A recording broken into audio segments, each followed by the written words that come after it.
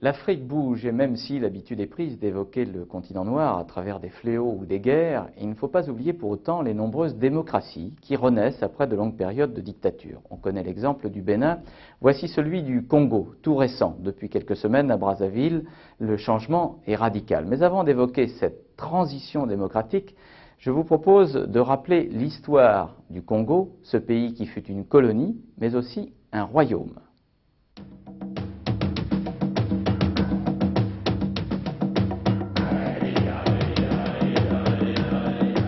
Le royaume Congo, composé de différents groupes ethniques, connaît dès le XVe siècle une période de troubles et d'instabilité.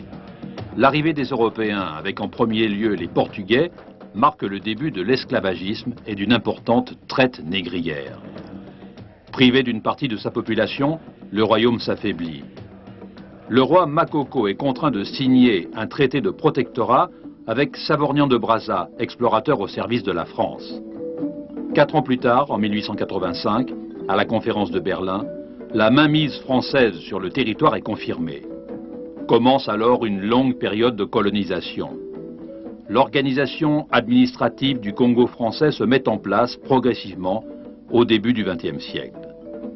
C'est à un commissaire général qu'est confié le gouvernement de ce qui deviendra en 1910 l'Afrique équatoriale française, l'AEF.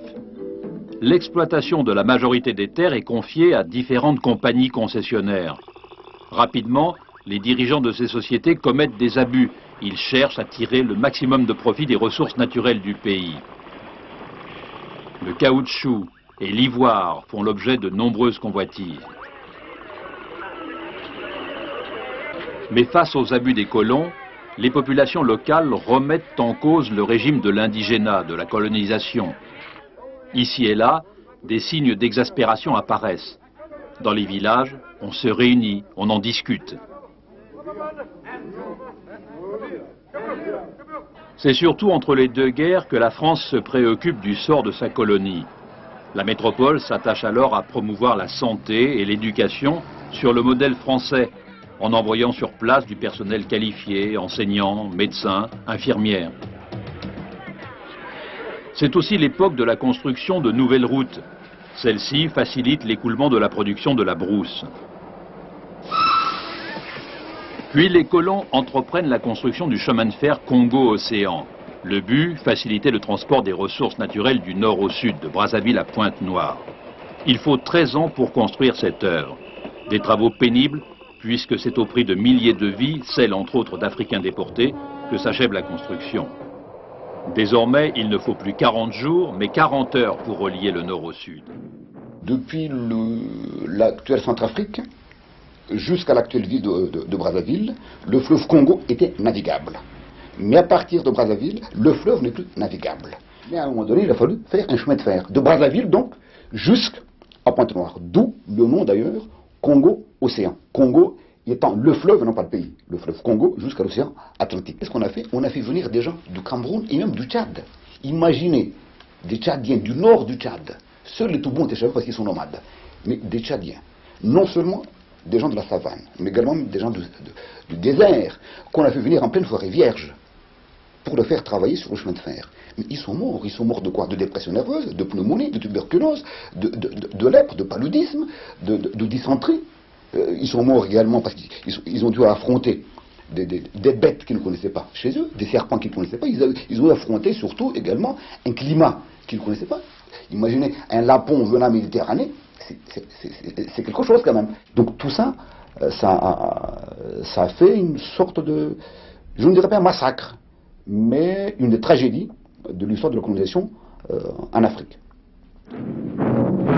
Engagé aux côtés de la France dans les deux grands conflits mondiaux, Brazzaville devient en 1940 la capitale de la France libre, ce qui contribue grandement à son développement.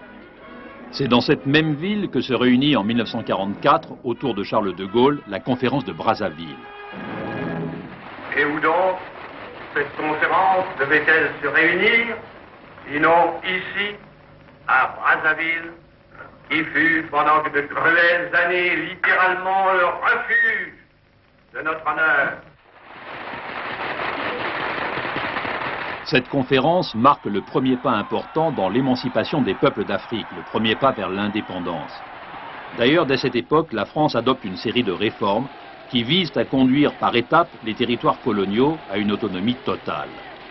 Lorsque Charles de Gaulle revient en 1958, l'indépendance est presque acquise. Cette année-là, le Congo devient une république autonome.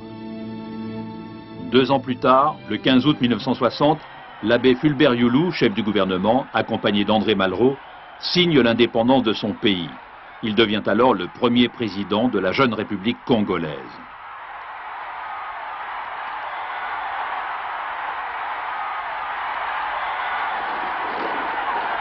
Désormais libéré du joug français, le Congo de l'abbé Fulbert Youlou s'attache à mettre sur pied son gouvernement. Brazzaville est à présent la capitale d'un petit pays de tout juste 1 million d'habitants. L'État doit prendre en charge des fonctionnaires en trop grand nombre maintenant, et il cherche à attirer les capitaux occidentaux. Fulbert Youlou doit faire face à une situation sociale et économique qui tente à se dégrader. La décision du président d'imposer en août 1963 un système de parti unique met le feu aux poudres. En 3 jours, le régime est renversé. La grève générale décrétée le 13 août entraîne l'emprisonnement de plusieurs leaders syndicaux. Le mouvement tourne alors à l'émeute et les grévistes tentent de libérer leur chef. Quand le 15 août, les manifestants encerclent le palais présidentiel, l'abbé Fulbert Youlou est contraint de démissionner. Le soir même est constitué un gouvernement provisoire dont la présidence est confiée à Massamba Deba, un jeune instituteur. La révolution est victorieuse. Mais la nouvelle équipe dirigeante est disparate. Il y a ceux qui se réclament du marxisme et les modérés autour de Massamba Deba. Les jeunes marxistes créent un parti, le MNR, Mouvement National de la Révolution, afin de partir, comme ils le prétendent, à la conquête des masses. Petit à petit, le marxisme se met en place et rapidement Brazzaville entretient des relations diplomatiques avec les pays socialistes. La Chine, notamment, envoie ses hommes sur place. Cette période est marquée par une montée en puissance de l'armée. Entre les révolutionnaires et les militaires, le chef du gouvernement, Massamba Deba, n'arrive pas à affirmer son pouvoir. En 1968, Marienne Gouabi le remplace à la présidence. Je m'engage, en me guidant le principe marxiste, à défendre les statuts et la Constitution, à consacrer toutes mes forces au triomphe des idéaux prolétariens du peuple congolais. L'arrivée de Marienne Gouabi marque la naissance de la République populaire du Congo. Dès 1969, le Parti congolais du travail se crée et s'impose au peuple.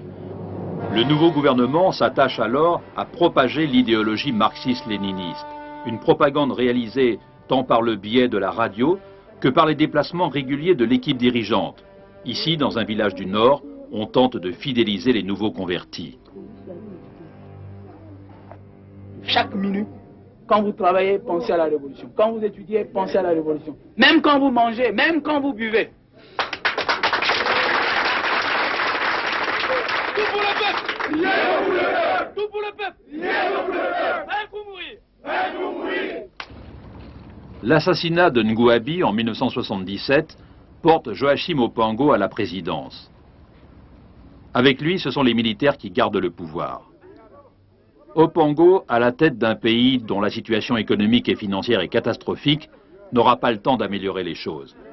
Dès 1979, Denis Sassou Nguesso lui rafle la présidence. Pendant les 13 ans de son règne, le PCT, parti unique, s'impose fermement. Toute voix discordante est systématiquement étouffée. On recensera 3000 assassinats sous son mandat. L'euphorie économique du début des années 80, grâce à la découverte d'importantes ressources pétrolières, ne durera pas. Tandis que les difficultés économiques s'aggravent, les États occidentaux, notamment la France, se mettent à discuter leur soutien à Sassou Nguesso. En 1990, une grève générale déclenchée par la Confédération syndicale marque un coup d'arrêt dans la politique de Sassou Nguesso.